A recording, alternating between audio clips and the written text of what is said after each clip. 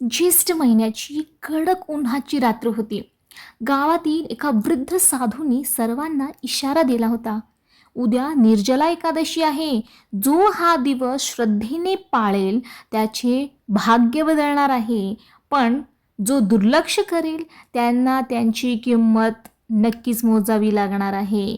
तर अशा पद्धतीनं गावातील जे एक तरुण व्यक्ती होता तो या गोष्टीवरती विश्वास ठेवत नव्हता, कारण त्यांना देवांशी काहीच घेणं देणं नव्हतं. दुसऱ्या दिवशी त्यांनी व्रताचा उपहास केला, त्यांची टिंगल केली आणि संध्याकाळ होताच त्याच्यासोबत अशी काही विचित्र घटना घडू लागल्या, ज्याने करून त्यांना खूप जास्त त्रास होऊ लागला. त्यांना असे भयंकर स्वप्न दिसू लागले.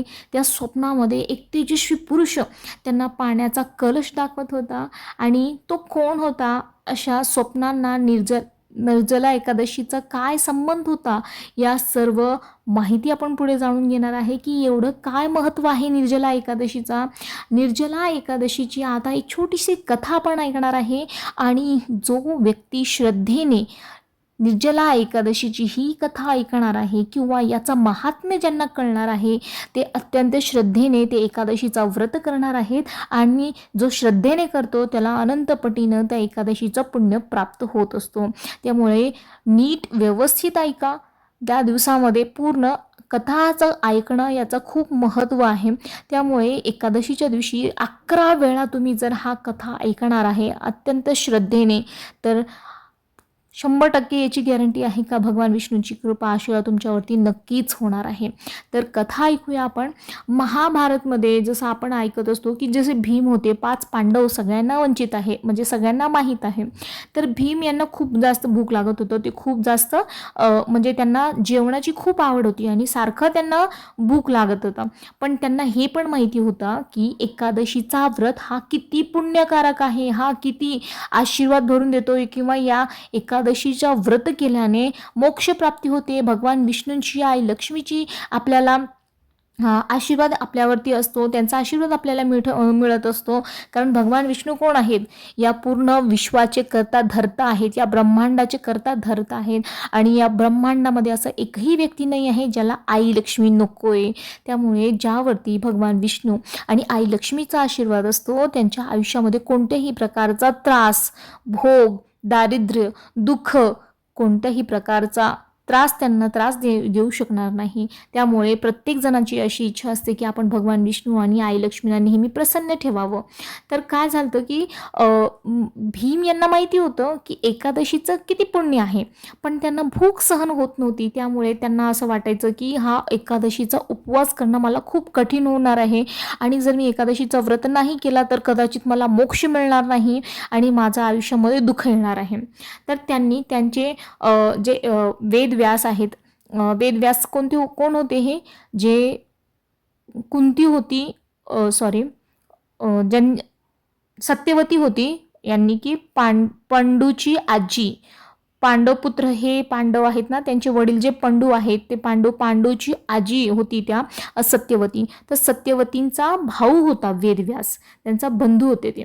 तर जे सत्यवतीचे बंधू शांतनू आणि सत्यवती हजबंड वाईफ होते, नवरा बायको होते. आणि शांतनू हे पंजोबा आहेत, भीम पांडवाचे पंजोबा, आजोबा आणि पंजोबा असे आहेत. तर सत्यवतीचे बंधू यानी की वेदव्यास.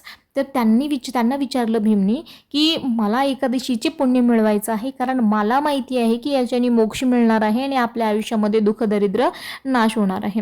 पण मी वारंवार उपवास नाही करू शकणार आहे, मला उपवास होतच नाही आहे आणि दर महिन्याला तर मी करू शकणार नाही.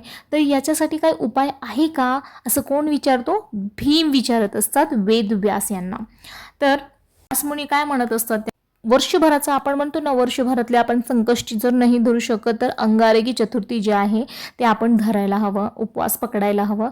तर त्या पद्धतीनं वेदव्यास मुनी सांगत असतात की ज्येष्ठ शुक्ल एकादशी, म्हणजे ज्याला निर्जला एकादशी व्रत असं म्हणतात, त्या दिवशी अन्न तर सोडाच, जर पाणीही जर नाही पिलं आपण आणि श्रद्धेने जर तुम्ही हा व्रत केला तर वर्षभरामधलं कोणताही एकादशी करायची म्हणजे एकादशीचा जेवढं वर्षभरात असतात ना तर सगळ्यांचं पुण्य तुम्हाला या एकाच एकादशीने मिळणार आहे. म्हणजे वर्षभर जर आपण एकादशीचे उपवास नाही जमत असेल आपल्याला तर हा जो निर्जला एकादशी आहे त्याला जेवण तर सोडाच म्हणलं त्यांनी श्रद्धेने करायचं आहे. पाणीसुद्धा न पिता जर तुम्ही हा उपवास केला तर 100% भगवान विष्णू आणि आई लक्ष्मीचा आशीर्वाद तुमच्यावरती होणारच आहे आणि ते प्रसन्न होतीलच असं आहे.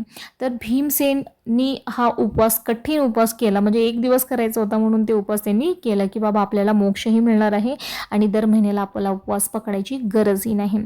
तर भगवान विष्णू एकदम प्रसन्न होत असतात आणि त्यांना सर्व एकादशीचे जे पुण्य आहे ते त्यांना मिळत असतात. त्यामुळे तेव्हापासून याला भीमसेनी एकादशी असे सुद्धा म्हणतात कारण ही निर्जला एकादशी भीम यांनी पकडली होती असं.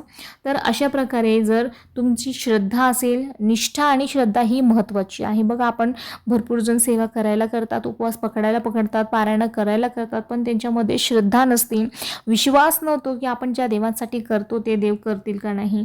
त्यामुळे आपल्या क्षमतेनुसार तुम्हाला जितकं शक्य आहे तितकं करावा. आणि जर कोणाला आयुष्यामध्ये खूप त्रास आहे म्हणजे असह्य त्रास असेल तर त्यांनी ह्या निर्जला एकादशीचा पाणी न पिता बघा जोपर्यंत आपण बोलतात ना की कष्टाला पर्याय नाही आहे बरोबर. तर कष्ट म्हणजे काय, एखादी ही आपला त्यागच आहे आपल्या देवांसाठी. आपला हा त्याग आहे, आपली भक्ती आहे, आपला विश्वास आहे, आपला प्रेम आहे.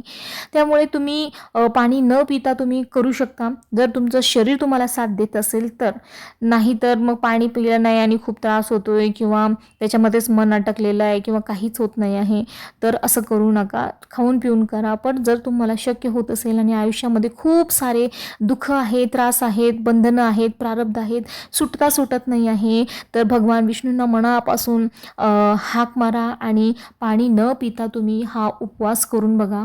आणि बघा मग तुम्हाला भगवान विष्णूंचे सतत नामस्मरण, दान, विष्णू सहस्त्रनाम वगैरे वाचणं वगैरे जसं मी अजून सेवा सांगणार आहे त्या सर्व गोष्टी तुम्ही करा. बघा तुम्हाला खूप म्हणजे याचा अनुभव येणार आहे. आणि एकादशीच्या दिवशी काही जर न शक्य झालं फक्त एकाच ठिकाणी बसायचं. तुम्हाला ओम नमो भगवते वासुदेवाय जर तुम्हाला काही वाचता वगैरे लिहिता येत नाही, वाचता येत नाही तर तुम्ही फक्त एकच मंत्राचा जप करायचा आहे, पाणीही नाही प्यायचं आहे. व्यवस्थित मना भक्तिभावाने, असं नाही की पाणी नाही पिले आणि पोटामध्ये कावळे ओरडत आहे आणि आपलं मनच त्याच्यामध्ये लागत नाही आहे. तर भक्तिभावाने ओम नमो भगवते वासुदेवाय याचा दिवसभर मंत्र जाप तुम्ही करा आणि आयुष्यामध्ये खरंच तुमचं खूप तुम्हाला बदल बघायला मिळणार आहे. तर अशी ही छोटीशी एकादशीची कथा प्रत्येकांना शेअर करा. याचं महात्म्य खूप आहे, अनगणित आहे. त्यामुळे अवश्य करा. आणि या एकादशीची दिनचर्या काय असणार आहे, नियमावली काय असणार आहे, कशी पूजा करायची आहे, कोणती सेवा करायची आहे हे आपण नेक्स्ट व्हिडिओमध्ये बघूया. श्री स्वामी समर्थ. प्रत्येकांना ही व्हिडिओ शेअर करा. बघा आज खूप जण आहेत ज्यांना खूप काही ना काही त्रास आहेत, खूप त्रास आहेत. काही जणांना तर इतका त्रास आहे की त्यांना जगण्यापेक्षा मेलेलं बरं वाटतं असं. तर अशा लोकांसोबत हा व्हिडिओ नक्की शेअर करा की त्यांनाही सांगा की एकादशीचा महात्म्य किती आहे आणि त्यांना पण करायला लावा जेणेकरून की त्यांच्या आयुष्यामध्ये एक नवीन दिशा त्यांना मिळावं. श्री स्वामी समर्थ. व्हिडिओ आवडला असेल तर लाईक, शेअर, सबस्क्राईब करा चॅनलला अशाच व्हिडिओसाठी.